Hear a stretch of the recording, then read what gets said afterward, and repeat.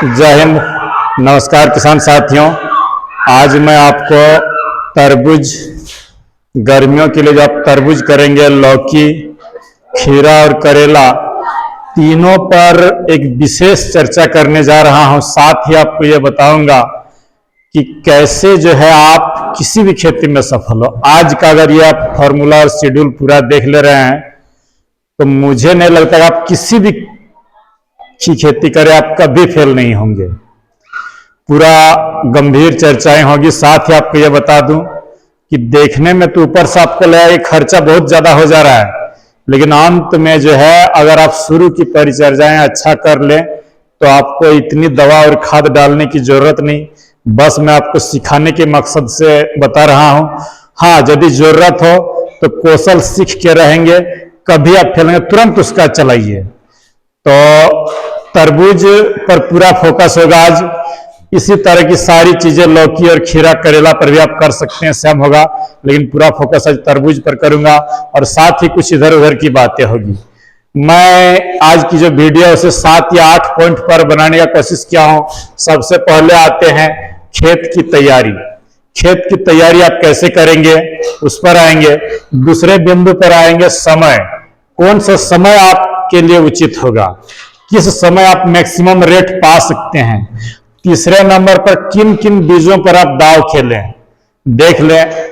जो मेरा पसंदीदा हो सकता है आपका कुछ अलग हो। चौथे नंबर पर किन दवाओं को घर पर रखें और किन का जरूरत पड़ेगा। पांचवें नंबर पर कितने खाद और उर्वरक की जरूरत पड़ेगी। यहीं पर मैं सारा खेला करूंगा। खाद और उर्वरक आपका कम से कम लगाऊंगा। मल्चिंग और हर्बिसाइड को छोड़ करके नेचुरल मल्चिंग कैसे लगाइएगा, वो प्लास्टिक वाली नहीं, उस पर बात करेंगे। और जीरो हर्बिसाइड पर भी एक भी घास नहीं उगने दूंगा। चलिए आगे बढ़ते हैं। स्प्रे शेड्यूल कब क्या दें, एकदम वीकली वाइज होगा। और अंत में जो है कुछ जरूरी बातें।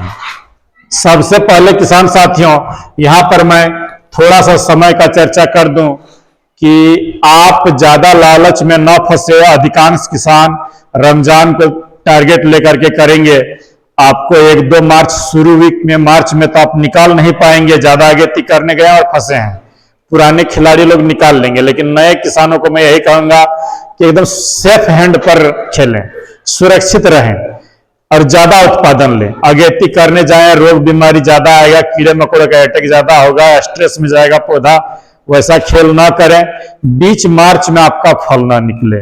आप क्या करें कि रोजा के अंतिम को पकड़ें, माने आपका अप्रैल में, ताकि उस समय आपका माल निकले। तो इसके लिए आपको जो है 15 से 20 जनवरी के आसपास रोपाई करना होगा।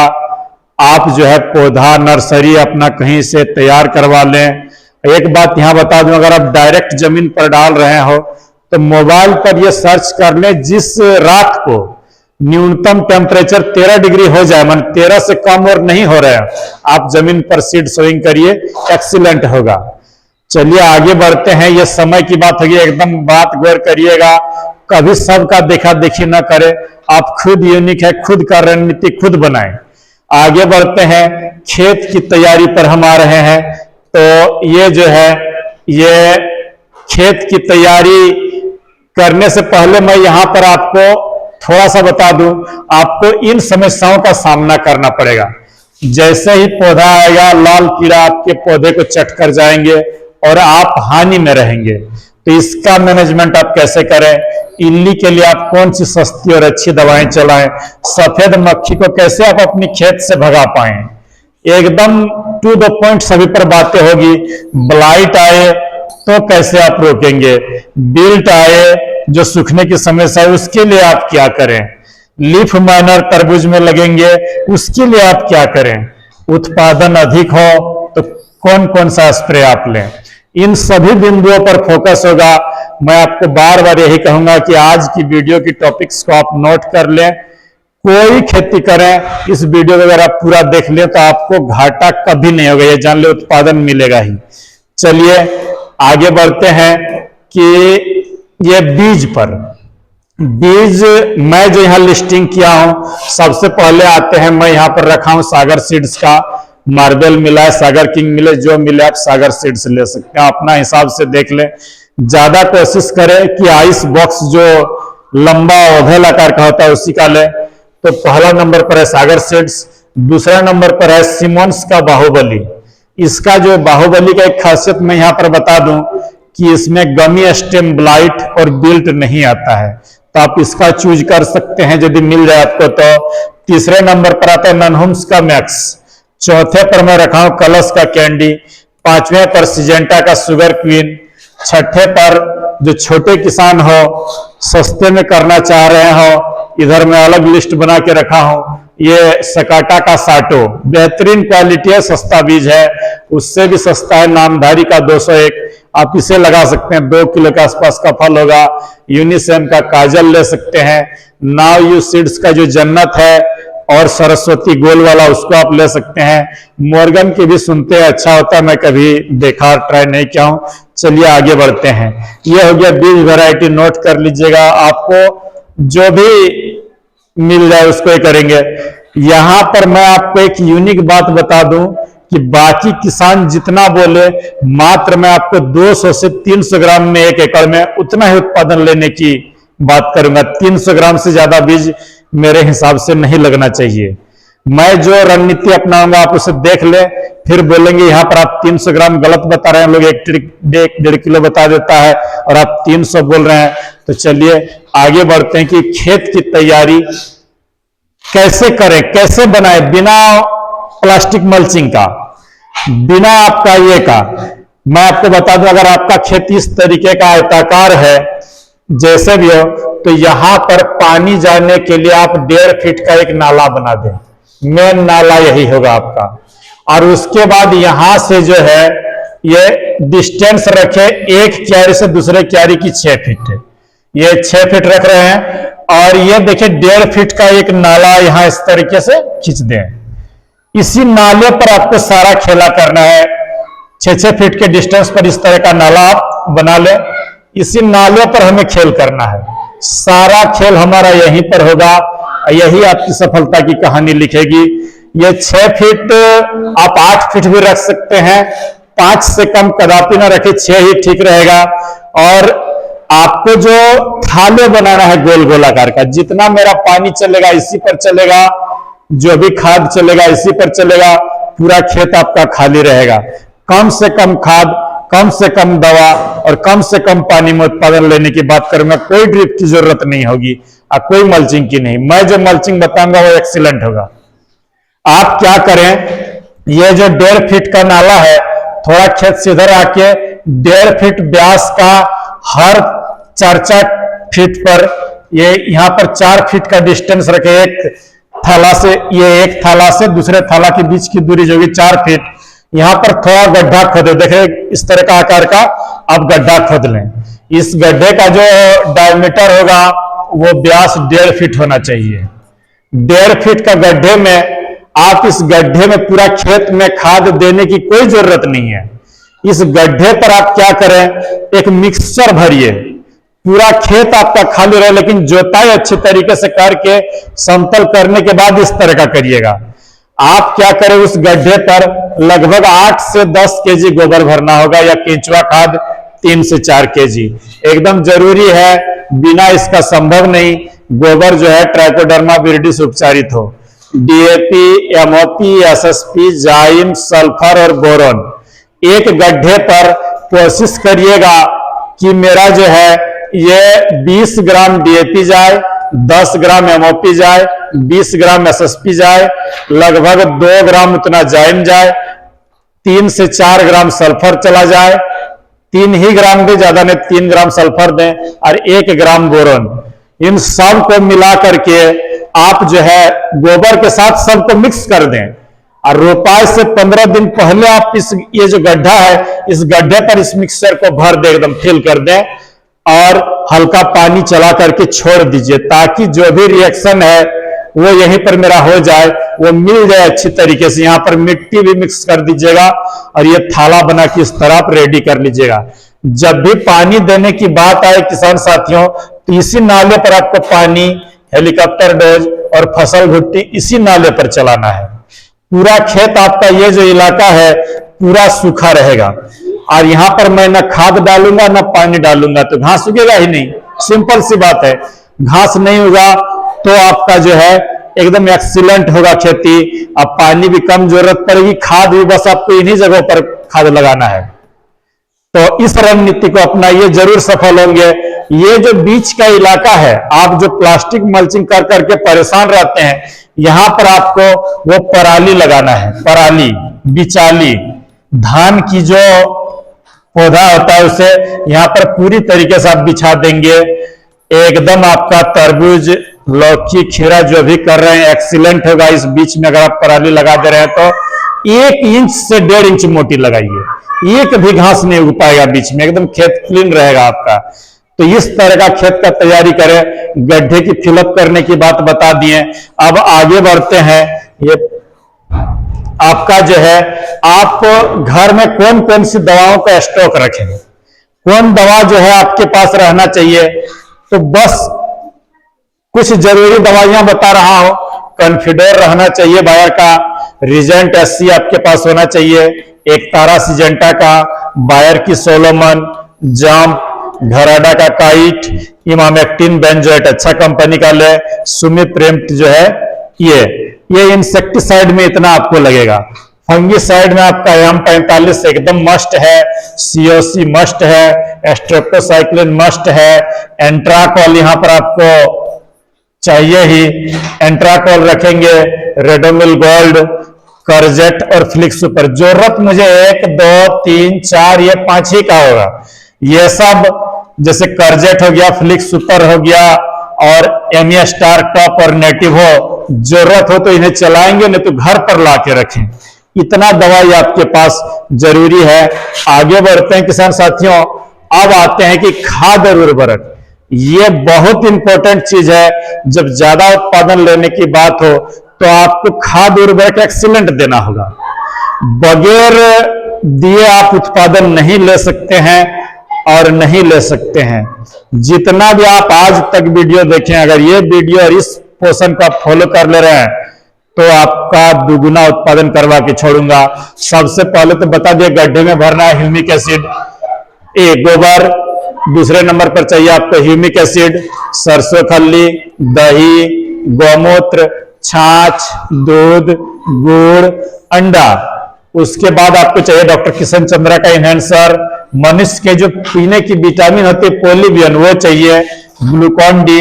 1 किलो 19 भी चाहिए, 1 किलो ज्यादा नहीं, 1 किलो 05234, 1 किलो 0050।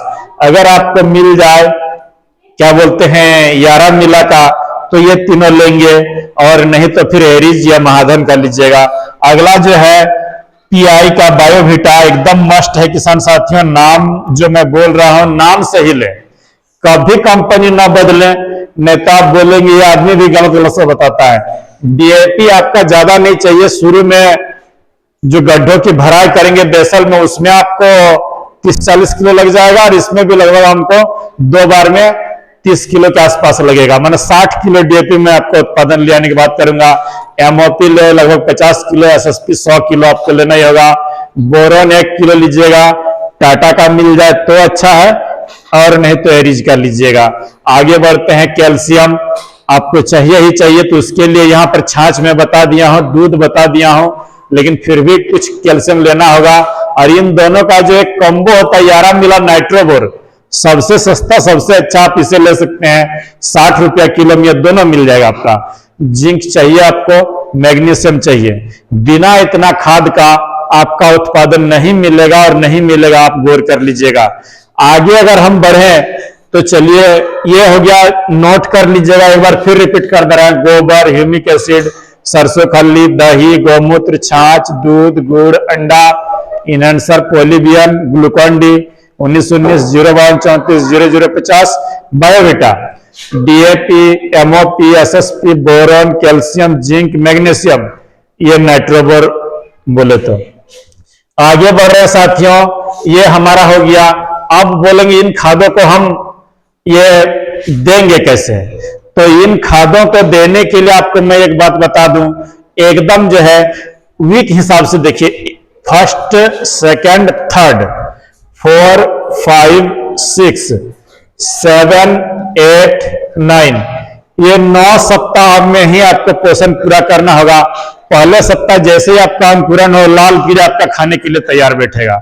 यहाँ पर उसके लिए आपको कॉन्फिडोर का स्प्रे पहले ही देके 1 ml देके रख दें। स्प्रे 1 ml प्रति लीटर के हिसाब से अच्छा हो जाएगा। डैंपिंग ऑफ रोकने के लिए आपको यदि डैंपिंग ऑफ हो रहा है तो रेडोमिल गोल्ड और सीओसी दें, अन्यथा सिर्फ M45 दें और ग्लूकोपर।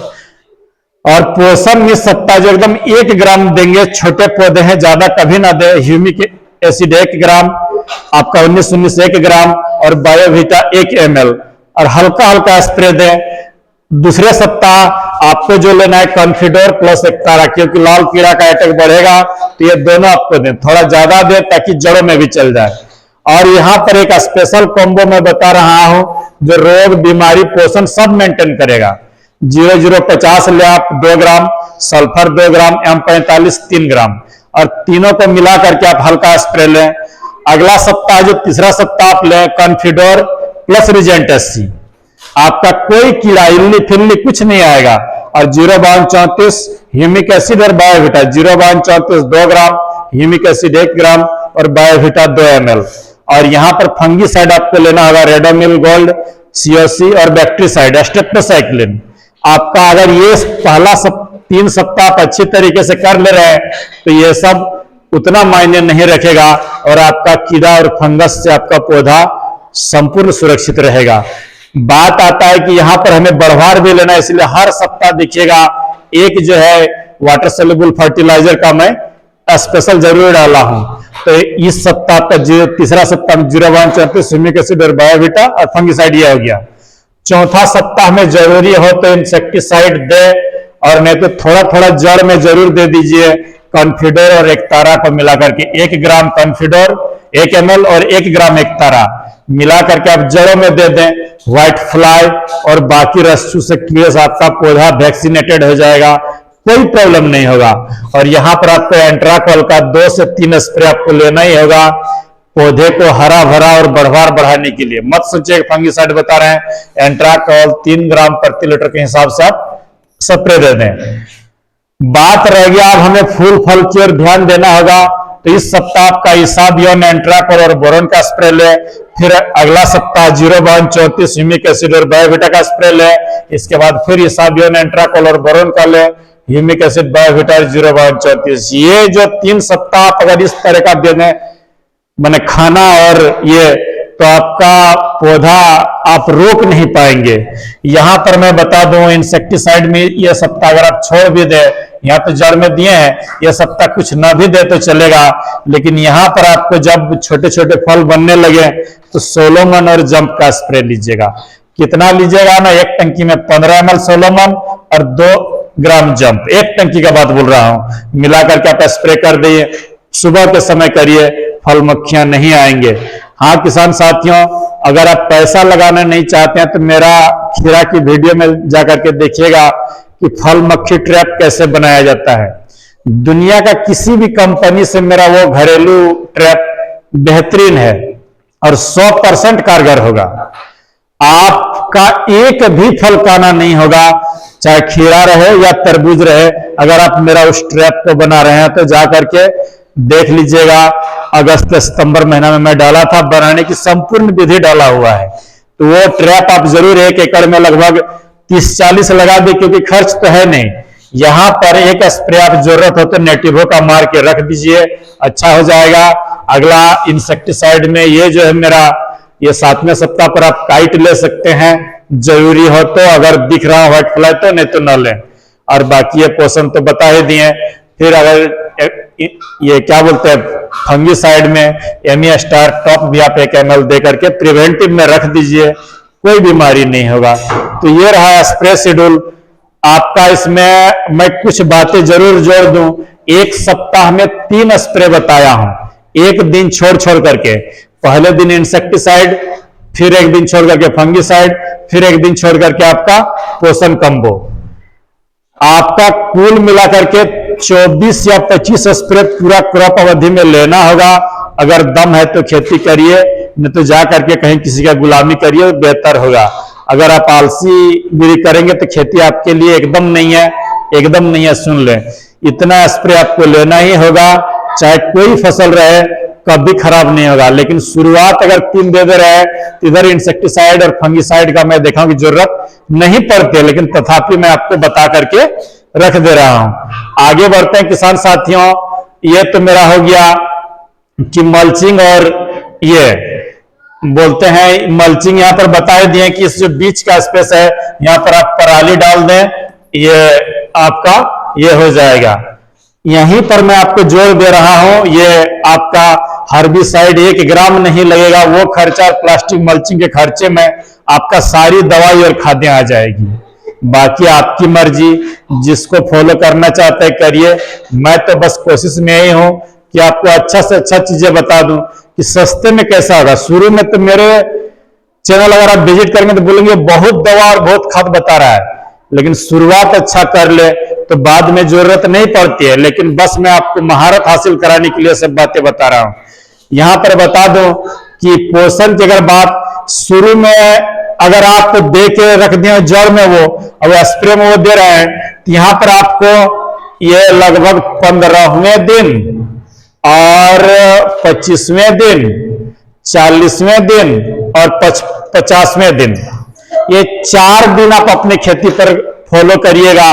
15वें दिन पर आपको देना है हेलीकॉप्टर डोज। इसमें आप लेंगे ह्यूमिक एसिड, गुड़, डीएपी, आपका एमओपी, एसएसपी, बोरॉन और जो है आपका ये ब्लू कॉपर। गुड़ लेंगे, ह्यूमिक एसिड लेंगे 1 किलो 1 एकड़ खेत के लिए, गुड़ 1 किलो, डीएपी 15 किलो ले लें और एमओपी लगभग 8 किलो ले लें, एसएसपी 15 किलो, बोरॉन 400 ग्राम और ब्लू कॉपर 400 ग्राम। इन दोनों को 3 दिन सड़ाएं और बाकी सबको 1 दिन सड़ा करके तीसरा दिन इस नाली में आप पानी के साथ इनको छोड़ दें। ये 15वें दिन का डोज बताया। 25वें दिन पर आप क्या करें, 1 एकड़ खेत के लिए 20 केजी सरसों खली, 1 केजी दही, 1 केजी गौमूत्र और 5 केजी चूना, इसे 4 दिन सड़ा के 5वें दिन फिर पानी के साथ चला दें। आप देखेंगे आप पौधे की ग्रोथ को रोकने के लिए बाध्य हो जाइएगा, आपका पौधा रुकने से भी नहीं रोकेगा। 40वें दिन फिर इसी हेलीकॉप्टर डोज को आप 50वें दिन जरूरत है तो इसको चलाइए और अन्यथा नहीं चलाइए। तो ये हो गया आपका पोषण देने की पोषण मैनेजमेंट। आगे अगर मैं बढ़ूं तो अब बता रहे हैं कि यहां पर आपको किन समस्याओं का सामना करना पड़ेगा खेती में। सबसे पहले आपको रेड पंपकिन बीटल से लड़ाई लड़ना होगा, नहीं तो ये पूरे फसल को चट कर देता है, खीरा हो, कद्दू हो या आपका तरबूज हो। उत्पादन क्या लेंगे, पेड़ ही कोई खा जाएगा। तो इसके लिए जो बोले कॉन्फिडोर और एक तारा और कॉन्फिडोर 2 स्प्रे ले लीजिए, सप्ताह 1 दिन के अंतराल पर, एक भी नहीं बचेगा। तो या आप एक काम कर सकते हैं, खेत का एक कोना में मान लेते एक कोना है, इस कोना पर जहां पर पौधे उधे ना बचे हो, ठीक जब सूर्यास्त हो, सूर्यास्त के समय बहुत सारा पराली या कोई भी जलाने के सामान जब सूरज जस्ट डूबने को हो जाए, यहां पर खूब आग लगाए खेत से बाहर कोना में, ख्याल रखिएगा अपने खेत से दूर, फसलों से दूर, खूब आग जलाए। जितने रेड पंपकिन बीटल है सब आके यहां आत्महत्या कर लेगा। वो लोग लाल को बहुत पसंद होता है, और जैसे ही आग दिखेगा शाम ढलते के समय पूरा खेत से जितने भी इंसेक्ट है सब जाके वहां आत्महत्या करेगा। तो आप ये तकनीक भी अपना सकते हैं और अपनी खेत को बिना दवाई का भी आप ये कर सकते हैं। तो ये अगर रेड पंपकिन बीटल के लिए केमिकल और आपका जैविक उपाय। आगे बढ़ते हैं कि ब्लाइट आए तो आपको ब्लू कॉपर, सॉरी ब्लाइट आने पर आपको, हाँ, ब्लू कॉपर, रेडोमिल गोल्ड और बैक्टीसाइड, आप इसका स्प्रे अगर आपके खेत में आता है तो 2 स्प्रे ले लीजिए, कभी नहीं आएगा, ना ब्लाइट आएगा ना ही बिल्ट आएगा। ब्लाइट के लिए स्पेशल बोल दूं कि करजेट और फ्लिक्स सुपर भी आप चला सकते हैं, नेटिवो चला सकते हैं, एकदम एक्सीलेंट होगा। बिल्ट के लिए वही वाला, बिल्ट के लिए बस वही एक है, धानुका की कोनिका भी आप ले सकते हैं, वो कोनिका भी आपका बिल्ट को रोक देगा, लेकिन पहले मार के रहना होगा। आप बोलेंगे आने के बाद कब भी काम नहीं करेगा और नहीं करेगा। यहां पर आते हैं खेती के सबसे बड़े दुश्मन व्हाइट फ्लाई की बात मैं करूंगा। व्हाइट फ्लाई के लिए किसान साथियों आप एक बात गौर कर लीजिएगा, इसका मैनेजमेंट बहुत जरूरी है। आप जड़ों में कॉन्फिडर और एकतारा दे दीजिए और स्प्रे में कॉन्फिडर और एकतारा लेते रहें।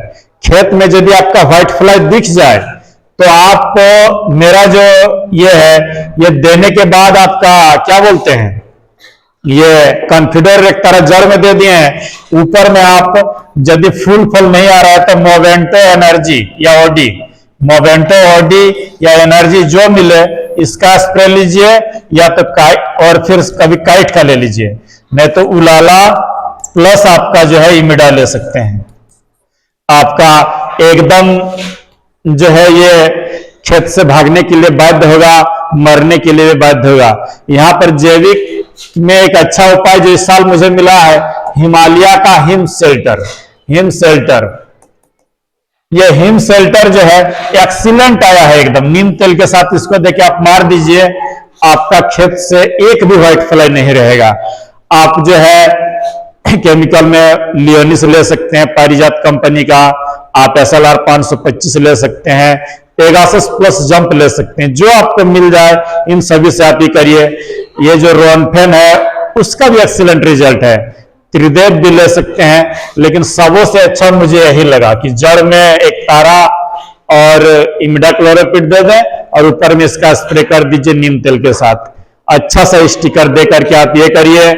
आपका इल्ली के लिए आप इमामेक्टिन बेंजोएट और सुमिप्रेमट डालिए, एकदम धाकड़ रहेगा।